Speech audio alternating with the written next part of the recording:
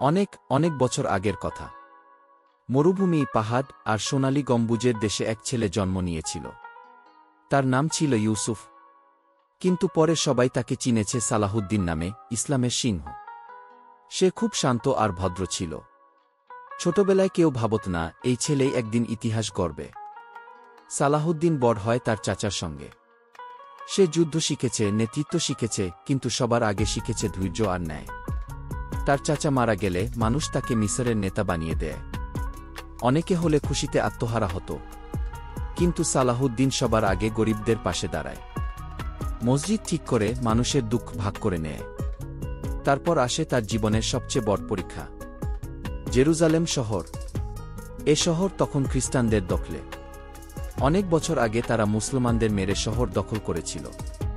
কিন্তু সালাহুদ্দিন, সে তো স্রেফ বিজয়ী হতে চায়নি। সে চেয়েছিল ন্যায় আর শান্তি। সে যুদ্ধ জিতে শহরে ঢোকে, কিন্তু কাউকে কোনো ক্ষতি করে না। খ্রিস্টান, ইহুদি, মুসলমান সবাইকে শান্তিতে থাকতে দেয়। সে গির্জা ভাঙেনি, কাউকে জোর করে ইসলাম ধর্ম নিতে বলেনি। সে বলেছিল এই শহর পবিত্র, এখানে শান্তি থাকুক। কি শুধু মুসলমান নয়, এমনকি তার শত্রুরাও তাকে সম্মান করত। ইংল্যান্ডের রিচার্ড দ্য লায়নহার্ট নামের এক রাজা ছিল। সে সালাহুদ্দিনের বিরুদ্ধে যুদ্ধ করেছিল। কিন্তু যখন সে অসুস্থ হল, সালাহুদ্দিন নিজের ডাক্তার পাঠিয়ে দিল তাকে সুস্থ করতে। ভাবত, এমন মহান মন শত্রুর জন্যও দয়া দেখায়। সালাহুদ্দিন যখন মারা গেল, তার কাছে কোনো সোনাদানা ছিল না।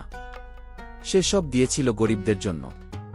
তার কবরের উপর লেখা ছিল কেবল, আল্লাহর একজন বান্দা সালাহুদ্দিন এখানে শুয়ে আছেন। কি তাই আমার সোনামণিরা, মনে রেখো, বীর হওয়া মানে শুধু যুদ্ধ করা না। সত্যিকারের বীর সে, যে দয়া করে অন্যায়ের বিরুদ্ধে দাঁড়ায় আর মানুষকে একসাথে রাখে।